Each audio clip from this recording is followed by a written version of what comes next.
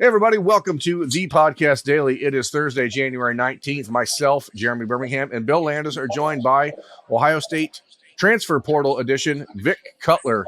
Vic, thank you for taking some time to come on the show and to give us a chance to get to know you, but also to give you a chance to get to know the Ohio State media and the people around the program.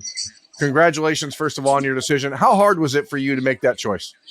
It was very, it was a little hard. A lot of schools contacted me out of the portal. I ultimately came down between two schools. I went up there to Ohio State to the visit. I'm just now getting back from it.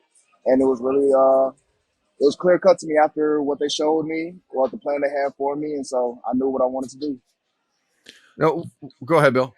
Oh, I was just wondering, Vic, what was most eye-opening about your time in Columbus that kind of led you to that decision? It was really the city because I'm originally from Detroit and I moved to Monroe almost 11 years ago because of my father's job. So, I mean, just being in the city again, that was really eye opener to me. But just everything they showed me is just, I was just like in awe, really. That is, something I wanted to talk about, the family ties to Detroit. I had heard that was the case. But as you said, you grew up in the last 11 years in Monroe, Louisiana. You went to Monroe, Louisiana for college. And now here you have this opportunity. What was it about the decision to enter the transfer portal? Why did you realize, like, hey, I need to maybe branch out? I just felt I wanted a little better for myself. I just wanted to play at a Power 5 level. I mean, that's everyone's dream as a kid to play at, the LSUs, the Bamas, the Ohio States, all that. So, I mean, that was my dream, and I took a gamble on myself, and I lucked out. Vic, you said you grew up in Detroit. I'm wondering, were you a fan of Ohio State's rival when you were growing up as a young man in Detroit, or what did you think of the Buckeyes, I guess, when you grew up in the area? I mean, when you grow up in that area, of course, you're made to hate them, you know what I'm saying? But, hey, that's all past me now. Hey, I'm a Buckeye for life now, so, hey, sorry to the team up north, but, hey, I'm a Buckeye now, so, hey, when it comes to that time, we're going to win that game. One of the things I'm interested in, Vic, is your positional versatility. I know that's one of the reasons Ohio State it was a big fan of yours coming out of the portal. You played left tackle in every game last year for Louisiana-Monroe, and Ohio State sees you, I think, potentially as a guy that can play 5 different spots on the line. Is that something they talked about with you on your visit? And how do you best see yourself in the Buckeye offensive line room and in the offense? Yes, sir. They were talking about me playing center for them because in 2021, I played center. I started at center for a couple games. I mean, I went back and forth all across the line and everything. So we talked about it. He was like, he wants to bring me in to be the center for them. And that's just fine with me. I know my versatility. I've started at right tackle, left tackle, and center. So, I mean, if he wants to throw me in a guard spot, I know I can do that too. Vic, what is it about your skill set you think that allowed you to play all 3 of those positions? And if it is center where you end up playing for the Buckeyes, why do you think that suits you moving forward? I just knew, like, as a kid, I really wasn't a football player growing up. Like, I was just a guy that just played basketball all the time, and I was very athletic. So I feel like that played a part in, especially being a tackle, being on that island, so I could get back faster, stopping speed rushes and everything. But, like, playing center, that's like, you're basically the quarterback of the O-line. You have to know everything. You have to be more stronger. You're handling those inside dudes. So I felt like starting that in 2021, that helped me and everything. So I just feel like wherever they need to put me, I feel like I'll flourish at because I've had experience. I've played against Power 5 teams while I was at ULM at center and at tackle. One of those teams you played against last year was Alabama, and you had to face against Will Anderson a good portion of the day.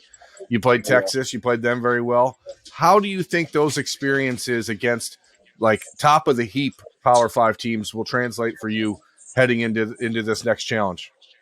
I think it's going to be great for me because at ULM, I actually did that, on my own, I stopped those dudes when I was at a lower school. So being at a Power 5 school like Ohio State, having the trainers, having the coaching staff now that I have that I didn't have at ULM, I feel like it'll help me even more because I've been on that stage. I know I won't get nervous, in front of big crowds. Like at Texas, it was like 100,000 people. And, I try to do the best I can. So I feel like just that experience will help me going into Ohio State. So instead of like 100,000 fans rooting against me, and they're gonna be on my side for once. Vic, can you? I'm curious just a little bit more about that Alabama game. You're lined up against Will Anderson or Dallas Turner.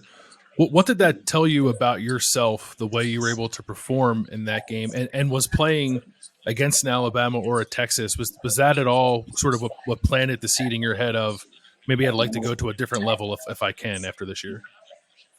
After playing those games, I realized I was better than I thought I was. Like mainly in like 2021, I was in my own head. I really didn't know like how good I truly was.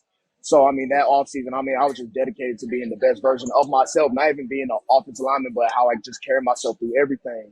So I mean, when it came to that football stuff, I just locked in. And when I realized like what I did against them, I actually had good games. I realized I was like, wow, like I think I have the potential to play at a higher level. And so during the whole season, that was, it was in the kind of back of my mind, like, should I do this? But when the season was over, I sat down with my family and we made that decision. And so the rest is history. Now, I don't think a lot of people truly understand the difference between facilities and opportunities at places like Ohio State versus, lower group of five type schools. Do you believe, or did it strike you when you walked into the Columbus campus and you're like, holy crap, they have all this stuff?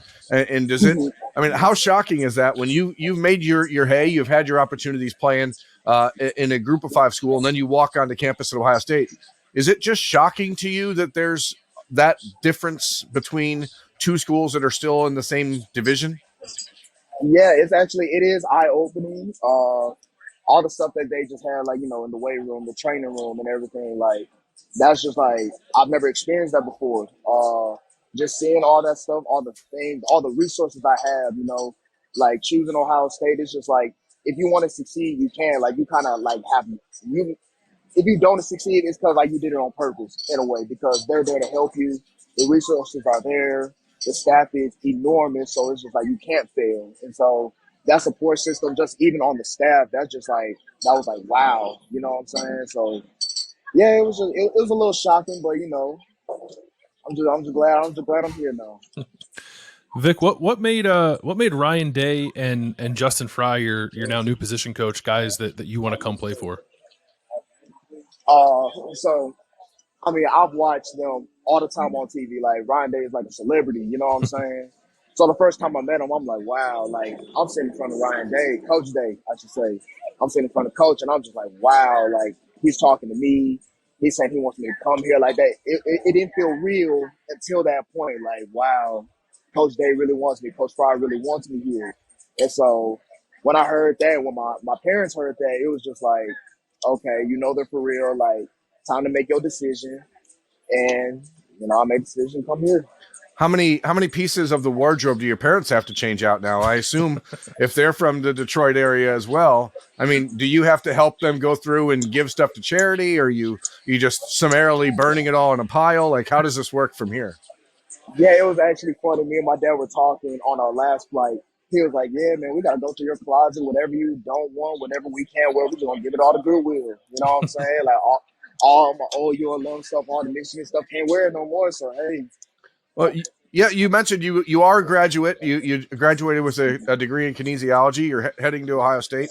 Do you have 2 years left? To talk us a little bit through what you have in front of you as you enter this next phase.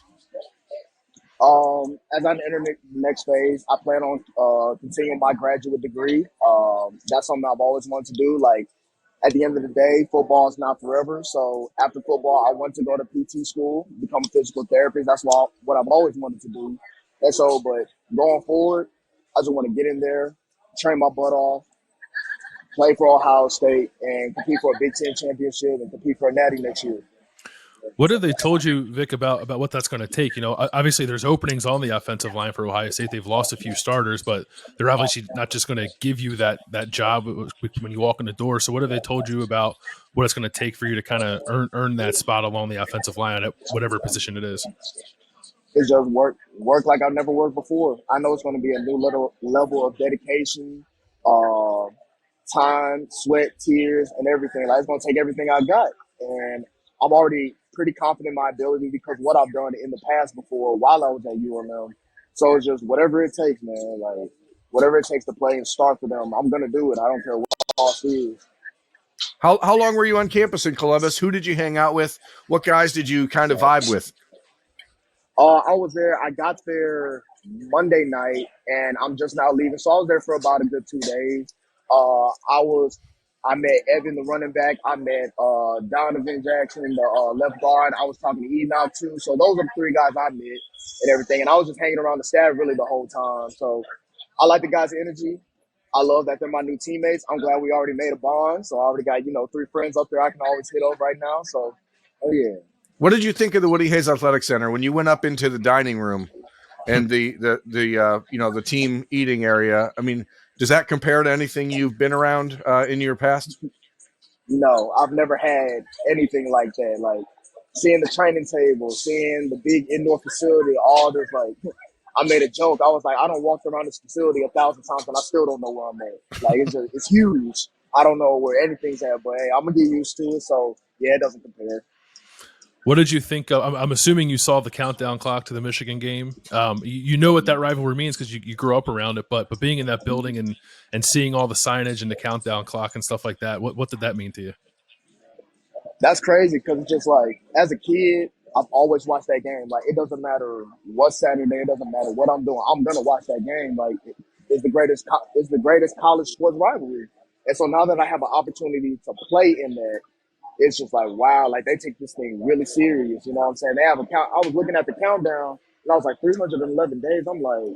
I'm thinking it's the beginning of the season. So I realized, I said, oh, that's a Michigan game. I'm like, okay. I was like, oh, they take that for real. Yeah. I'm curious if you can, Vic, can you walk us back through your original high school recruitment? Tell us, what type of opportunities you had then, what schools you were talking to. What were your dreams when you were, coming out of high school? Out of high school, I was very under recruited. I really didn't blossom onto the scene till like the end of my junior year, really, because I mean, personally, I really didn't take football all that serious. I didn't even know if I was really good at it. So I mean, going into spring football, leading into my senior year, I got some offers. I got ULM, of course, I had some HBCU offers, but when it came down to it, it was really a decision between Lafayette and ULM. And I almost chose Lafayette, but I was just like, nah, ULM was the first people to offer me, and they saw something in me that I didn't see in myself at the time. So, I mean, I probably had 5 offers coming out of high school. And so just like entering the portal and like my phone blowing up the second I enter, I'm getting offer after offer after offer. I was like, wow, like it's just amazing how far I've really come. When you were coming out, Vic, you said you didn't take football that seriously, and you weren't sure maybe to what level you could play it. When did that switch for you? When did you realize that you could play it at a high level, and when did it become a little more serious for you? Really, my junior year when we went in the playoffs, I realized I don't know, it was just watching everybody else. And I was just saying, I can really do this. Like, it's not that hard. I realized I can play at a new level. It was just that switch flipped off in my head. And then, so when I believed in it, I talked to my offensive line coach at the time, Coach Hunt, and he just told me, he sat me down. He was like, you have the potential to play D1. You have the potential to eventually get to the next level, So when that happened, that switch flipped on, and I was just like, you know what? Let me take this serious. Let me take my training more serious. Let me take what I do in the off season way more. And now everything's everything. As you made this decision, what other opportunities? You said you had a bunch of calls when you entered the portal. Who else were you talking to, and really, what put Ohio State over the top amongst everyone else? I was in conversation with Penn State. I talked to Wyoming, North Texas, Ole Miss. I talked to Kansas and everything. It's just when Ohio State hit my line, I never thought that was an offer I'd ever get because, it's the Ohio State. I mean, they should have been in the national championship this year if it wasn't for this kick. They should have went there. You know what I'm saying? Yes, so I do. Yeah. So when that phone call happened, I was like, ain't no way this is true. This is real, So, I mean, Coach Fry, he was texting me every morning. And so he would text me while I'm asleep. Of course, in Louisiana, we're behind the hour. So I'm waking up. I'm like, dang, he texted me 2 hours ago. He's checking on me. He's asking me questions like, what do I want to personally get better on? He's talking about how much he loves my film, how he wants to come do a home visit with me. So it was just, I could tell he was really true about his word and he really wanted me.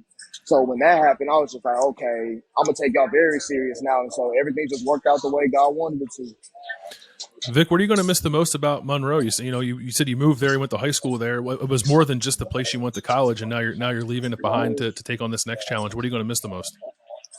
I mean, my friends and my family, really. Like, I'm going to miss my parents. Those are the only two people that's my family in Louisiana. But my close friends, I have like 4 close friends I got. I mean, it's a running back on the team, Charlie Norman, my friend Dion, my friend Makai, and my friend Quan. Like, them 4 guys right there, like, I mean, we're just dead on. So, like, it's going to be hard, like, of course, being without them. But, hey, I got to do what I got to do to get to the next level. So, I mean, that's what I'm going to miss. And the food, too. The food down here is real good. Yeah, that's more what I was wondering about was the food, yeah. Oh, yeah. Yeah, that food good, man.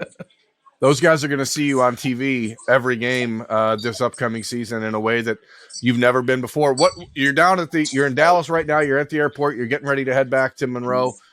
What's next? Yep. When do you arrive for good at Ohio State? What do you have to accomplish before you get there? And how excited are you to just begin this next step?